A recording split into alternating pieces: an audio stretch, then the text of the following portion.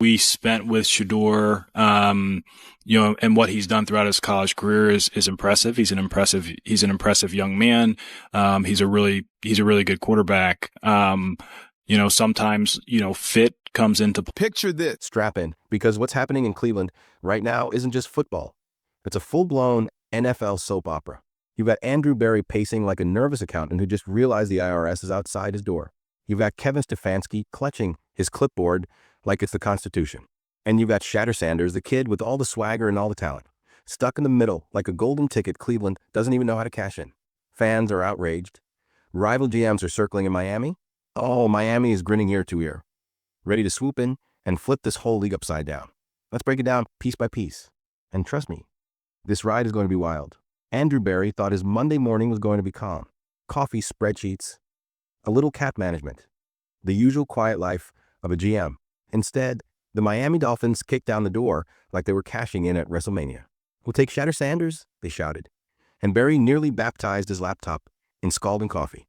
This isn't some harmless rumor floating in the wind. This is chaos, uncut and messy. Miami isn't fishing. They're dragging sharks into the boat. Cleveland? They're the bait dangling on the line. Berry convinced himself drafting Sanders was a heist of a century.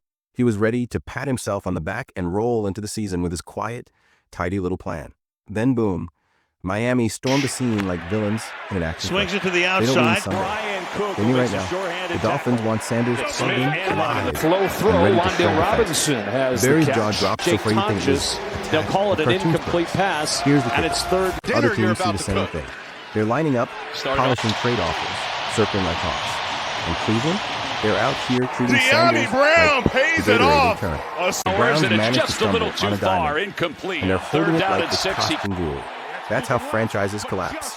That's how Down you at the go from 11-yard potential line. dynasty. Footnote Austin in Hooper NFL history. sneak. A change under center after a dreadful start. They want Shedeur Sanders traded to the Dolphins. Should Miami make a new move, Ocho? It's only week one, huh?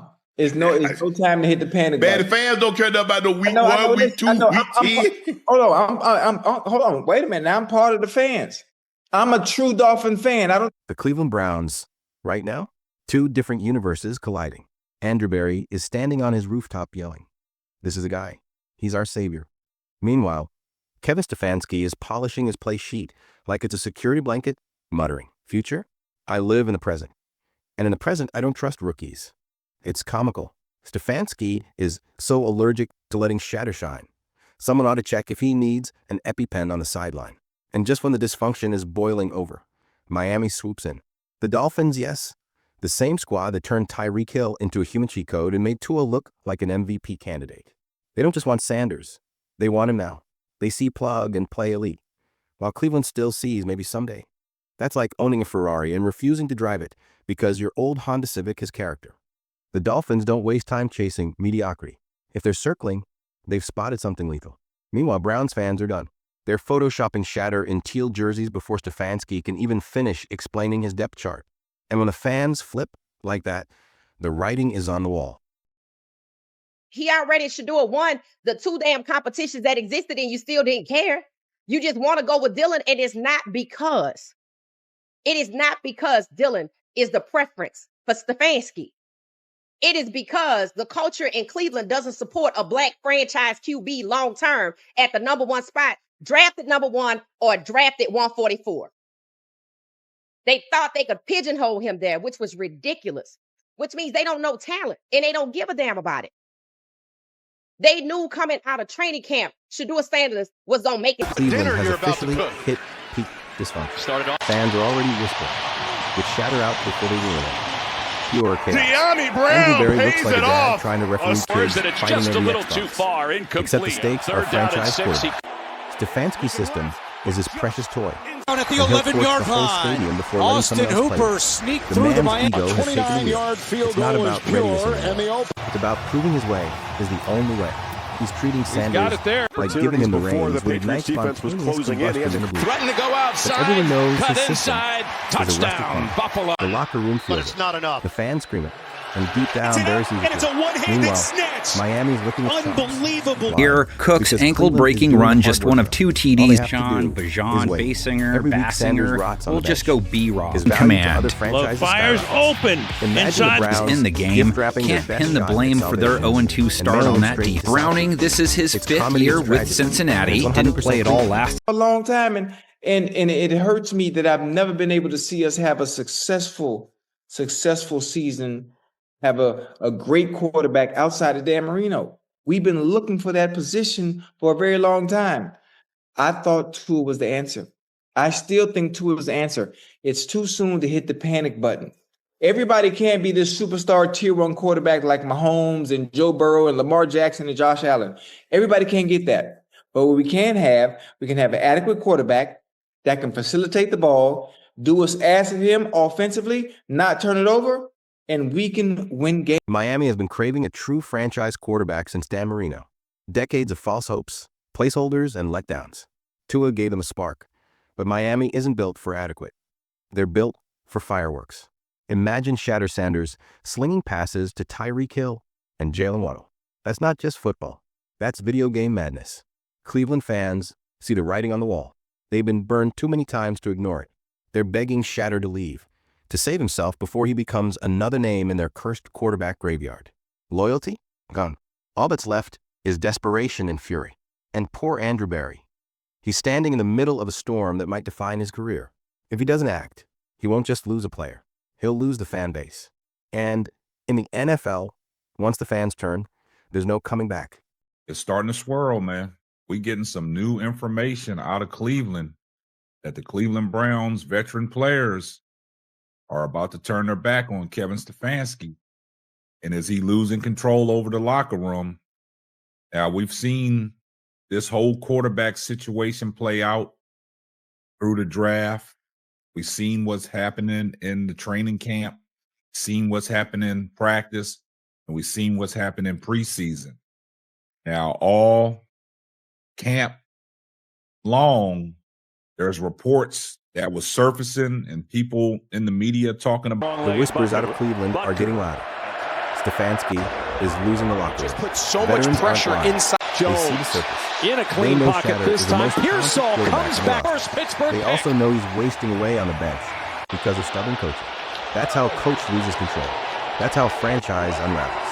Barry's forced to smile. Lawrence on third. But behind closed doors, he's sweating bullets.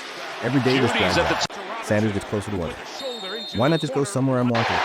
Miami is so unsure that they're not allowed.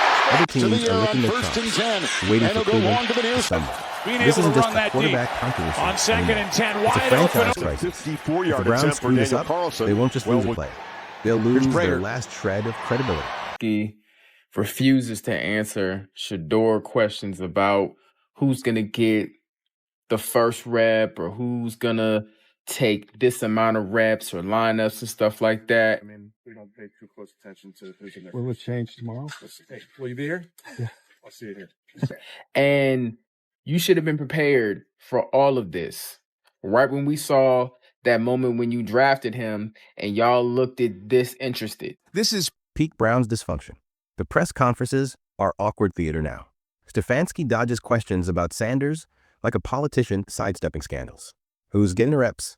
Who's starting? Shrugs, smirks, non-answers.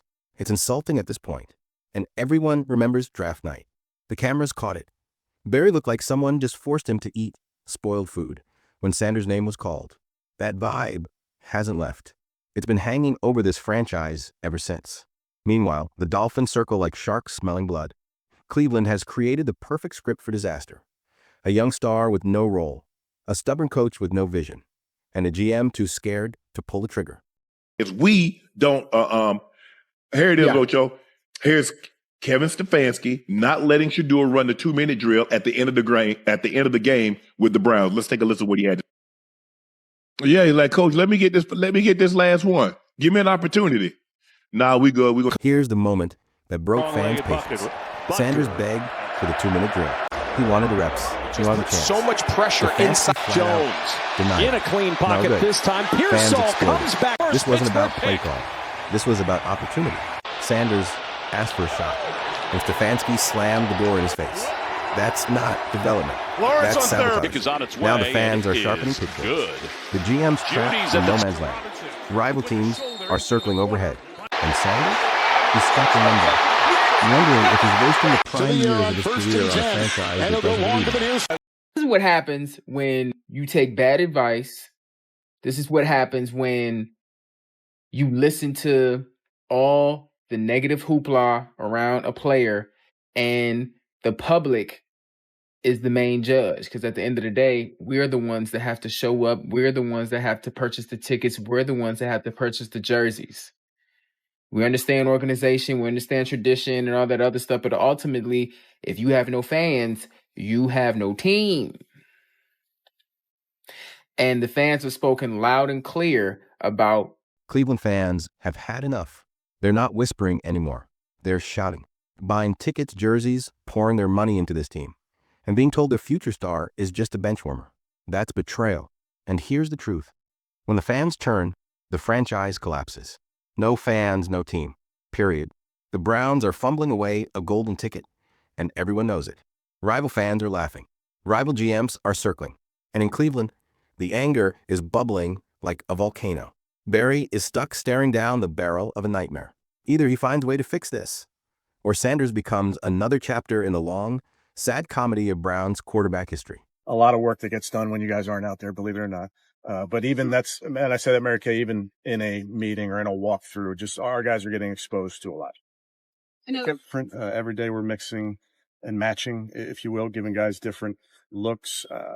I've told you before, it's not going to be a 25% down the middle type thing, or I guess down to fourth, but we're trying to expose the guys to different things. What have you? This is an all-encompassing evaluation. So we were evaluating the guys during phase 1, during phase 2, and now finally phase 3, you get to go against your defense in some settings where our quarterbacks and our offense get to go against them in 7-on-7 and some. The Dolphins have the fastest offense in football. Pair Sanders with that. Being able to run that deep. That's highlight reel On madness. 2nd and 10, waiting wide to happen. open. But Miami isn't alone. Atlanta, New England, Minnesota. They're all scribbling Prater. trade packages on napkins, waiting for Cleveland For to Tennessee, implode. they're on the move Cleveland at the fans LA are already 35. past the breaking point. Argue that your They don't even arm care if was Sanders thrives in another jersey. They just 31 want to see rush him yards and a unleashed. rush TD to Anywhere Drake May. but on flashy Intercepted! plays. Wow! That's not loyalty Dominate to the him by any Browns means. anymore. Gave up 8 That's dead. loyalty Luke to Sanders. Musgrave, 32 The yards, and the Brutal. star only Playoff 4 teams see catches. Sanders as And a that star. company is still Cleveland waiting to sees feel him good as a about. football Didn't player. get too many That chances disconnect to bury screams Penix, dysfunction but they louder got than to any him headline. 3 times. After yesterday and not putting him in for the 2-minute. Yeah, obviously, I don't concern myself with outside type of things. But I'm committed to his development, just like all of our rookies. So we'll continue to focus on getting our guys better, and that's what we'll stay committed to, and that's what's important to me. He kind of glitched out a little bit there, but hey, his answer is his answer. Why weren't you able to come up with a counter to the defense that the LA Rams are running so you can get your offense going? Picture Andrew Berry at 3 a.m., pacing in his living room, refreshing Twitter like a man waiting for a test result. Dolphins finalize blockbuster trade for Shedeur Sanders. That's the nightmare headline. If it drops, Berry's career is toast. You don't recover from being the GM who drafts a star, then ships him off without a chance. The whispers are already out there. Fans pushing for change. Stefanski doubling down, smug as ever. And Sanders? Quietly plotting his escape. This isn't a team anymore. It's a time bomb. Every day Sanders sits, the tension climbs. The fans are restless. Rival GMs are circling. And Barry knows one thing. When this bomb goes off, he's the one in the blast zone. Browns are making a huge mistake, and here's why. Shedeur Sanders just put up 2 TDs, 138 yards, scraps for practice reps, and they still haven't buried as QB4. Here are the Browns QBs in this order. No change. If I'm Shedeur, I'm not waiting behind those guys. Demand a trade out of Cleveland. Raiders and the Saints, he could walk in tomorrow and compete for QB1. Instead, the Browns just want him to sit. You've got a QB who's ready, and you're letting him. The numbers don't lie. 2 touchdowns, 138 yards. Sanders is producing even while buried at QB4. It's absurd. Stefanski insists it doesn't matter. Development, he says, like the word itself will pacify an entire fan base. But the fans see through it. They know this isn't development. This is ego. Barry knows it too. He can't sleep. He knows if Sanders bolts and lights up another franchise, his name becomes NFL infamy. The GM who gift-wrapped a superstar. That stain never fades. And the Dolphins? They're already picturing Sanders tossing bombs to Tyreek Hill. Miami sports blogs are practically drafting the headlines themselves. Cleveland is about to become the punchline of every sports show in America. Are coming in. If Shedeur Sanders plays well in the preseason, he's going to get traded. And Nick Wright seems to know the team. The Rams. The reason I said the Rams is they might have a need for spot starter this year, but also this could be Stafford's last year. For better or for worse, no one in the history of the NFL has brought more attention and interest to preseason football. Shedeur Sanders, go and make some waves, dude, and it's all football. It's not anything off the field, it's football. Than Shedeur Sanders. Watch the ratings for this Friday preseason game. Oh, you did. So much pressure inside Jones. In a clean pocket this time. Pearsall comes back. First Pittsburgh ready to snatch him up. The Rams, the Raiders, the Saints, they're all sniffing opportunity. And here's the painful irony. Cleveland finally lands a quarterback with star power, swagger, and real talent. And instead of building around him, they're fumbling him away in a storm of egos and incompetence. Miami standing there, wide grin, arms open. This isn't just about football anymore. Swings it to the outside. Pride, legacy. The Browns have turned their best hope in decades. Flow throw. Waddle Robinson a soap opera that every fan in America is tuning they'll call it an incomplete pass. If history tells us third dinner you're about Cleveland to cook. Doesn't stick the landing. Fans know it. Rivals know it. Sanders knows it. The only question left. Miami Brown pays it off. To blow it this time. If you made it just this a little far, too far, you know the drill. Don't just sit there shaking your 60. head at the madness. Like, share, and spread the word. At the because the 11-yard saga of line, Shedeur Sanders and Austin the Cleveland Hooper Browns sneak isn't through just the Miami. It's the biggest NFL drama of the season. And it's only just getting started.